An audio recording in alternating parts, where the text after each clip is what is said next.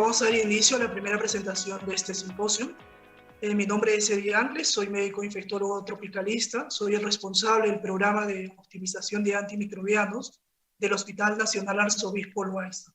El tema a presentar es la situación epidemiológica de bacilos gram negativos multidrogoresistentes en Perú.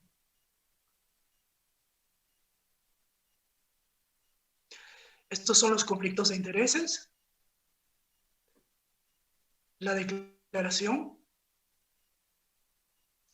y el contenido de la presentación. Haremos una breve introducción respecto al tema, luego hablaremos un poco de la epidemiología en el país y las carbapenemasas reportadas en Perú y las conclusiones del tema.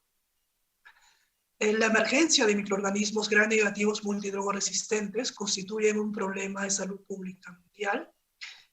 Estos microorganismos multidrogoresistentes están asociados a una alta mortalidad.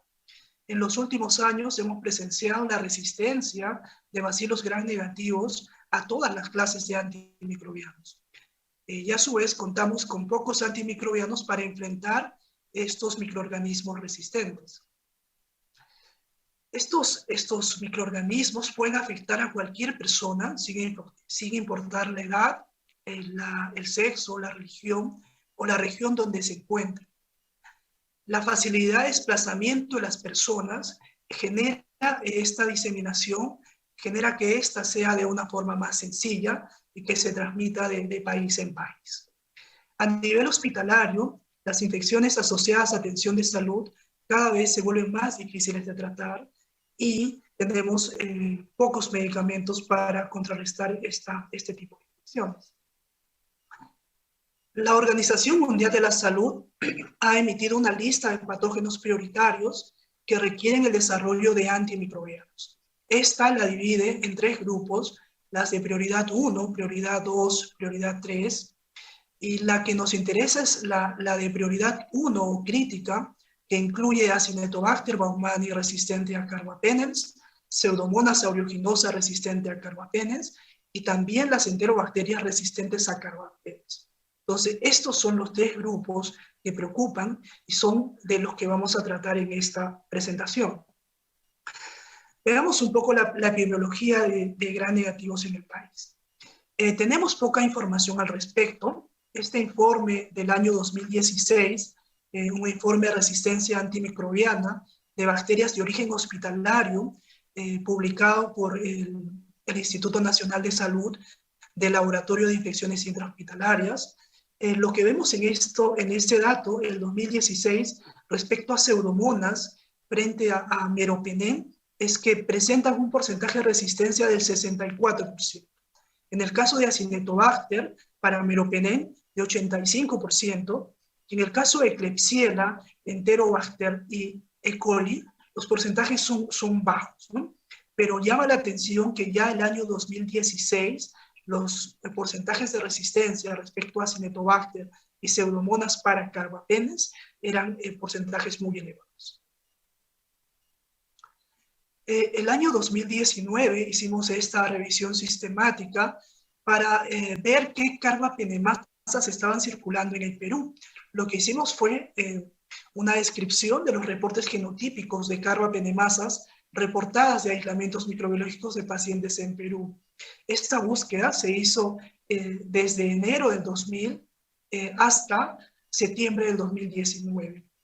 Lo que encontramos fue 14 publicaciones en los cuales se hicieron estudios moleculares que caracterizaron genotípicamente a 313 carbapenemasas. 103 se encontraron en enterobacterias, 84 en pseudomonas y 126 en Acinetobacter.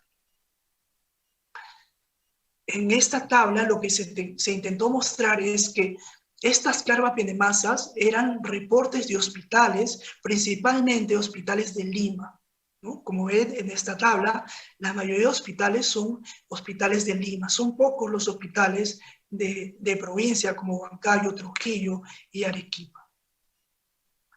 Entonces, respecto a las carbapenemasas en enterobacterias, vemos que los reportes principalmente estaban centrados en Lima y algunos departamentos de Perú como Arequipa, Junín y La Libertad.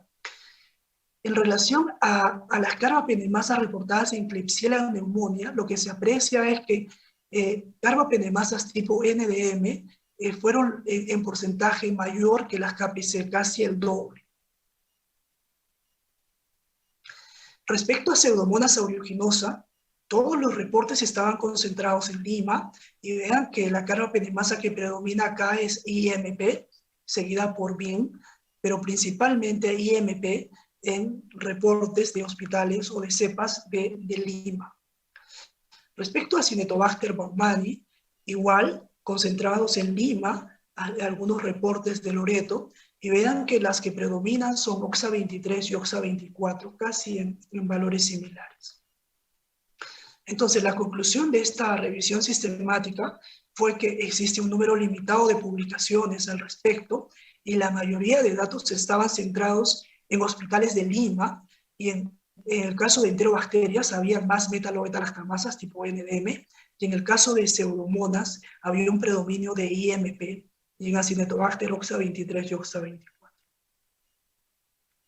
Luego salió esta publicación por investigadores del Instituto Nacional de Salud, donde hacen una vigilancia de cepas enviadas al Instituto Nacional de Salud y les realizan una caracterización molecular.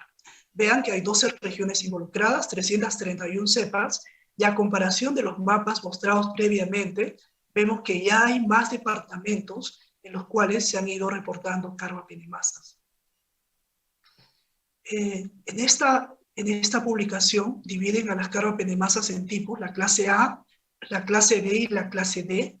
Vean que la clase A, que incluye KPC, de 185 cepas, 22 fueron KPC, Klebsiella pneumoniae, y en el caso de la clase B, Klebsiella pneumoniae NDM, se encontraron 44 cepas.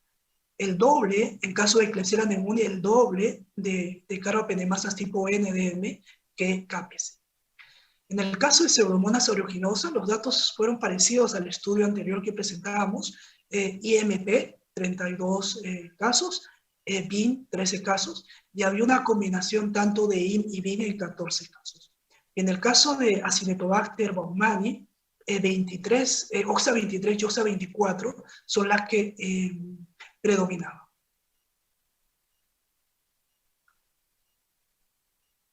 Estos datos que presento en este siguiente estudio son datos que todavía no se han publicado, están en proceso de publicación.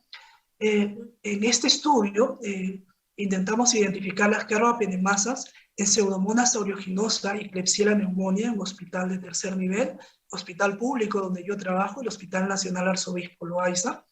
Este es un estudio descriptivo, prospectivo, que incluyó aislamientos bacterianos en base al método Vitek, que eran Klebsiellas pneumonias y Pseudomonas aeruginosas resistentes a carbapenes, a los cuales les realizamos pruebas inmunocromatográficas con el método CORIS, el RECIST-5, que incluye 5 tipos de carbapenemasas, OXA48, KPC, NDM, BIN y IMP. Tomamos datos de las historias clínicas para ver la parte clínica y epidemiológica. Incluimos 100 casos, 50 casos de Pseudomonas aeruginosa y 50 casos de Klebsiella pneumoniae.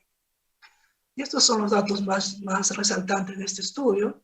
En esta línea, en esta fila Pseudomonas y en esta otra Klebsiella, vemos la hospitalización en UCI casi en mayor porcentaje de las cepas que tenían carbapenemasas, o lo que eran resistentes a carbapenes, estaban hospitalizados en UCI. Estancia prolongada en días, vean 45 días en el caso de Pseudomonas, 23 en el caso de Klebsiella, y la mayoría de diagnósticos eran neumonía, y un porcentaje, el 30% más o menos, tenían infección por COVID. Respecto a las carbapenemasas encontradas, en el caso de Pseudomonas, lo llamativo fue que en 32 de los casos, que corresponde al 64%, no encontramos carbapenemasas de tipo INBIN o KPC-NDM o OXA48. Probablemente haya otras carbapenemasas, o sea, otros los mecanismos involucrados, como porinas o bombas. Entonces, aquí encontramos IMP en 9 casos, BIN en 7 casos y en la combinación de BIN e IM en 2 casos. Respecto a Klebsiella pneumonia, creo que ese es el dato más contundente que hemos hallado. No hay un dato otro hospital que tenga tanta información respecto a Klebsiella pneumonia. Me refiero a carbapenemasas tipo NDM. De 50 cepas, 45 tenían carbapenemasas tipo NDM. O sea, el 90% de las Klebsielas resistentes a carbapenes en el hospital Loaiza tienen carbapenemasas tipo NDM, en un porcentaje bajo KPC, y solo en 3 casos no se detectaron carbapenemas. Bien, como conclusiones, la resistencia antimicrobiana de gram negativos multidrogoresistentes en Perú se sigue incrementando. Cada vez contamos con más reportes individuales, hay grupos que están trabajando el tema, pero lo que requerimos es una vigilancia unificada, ¿no? Que nos den reportes regulares, semestrales o anuales, y consideramos que el que debe estar a cargo de este reporte debería de ser el Instituto Nacional de Salud como ente regulador del país. Bueno, a su vez, necesitamos trabajar en prevención y en la optimización de antimicrobianos. Bien, muchas gracias por su atención.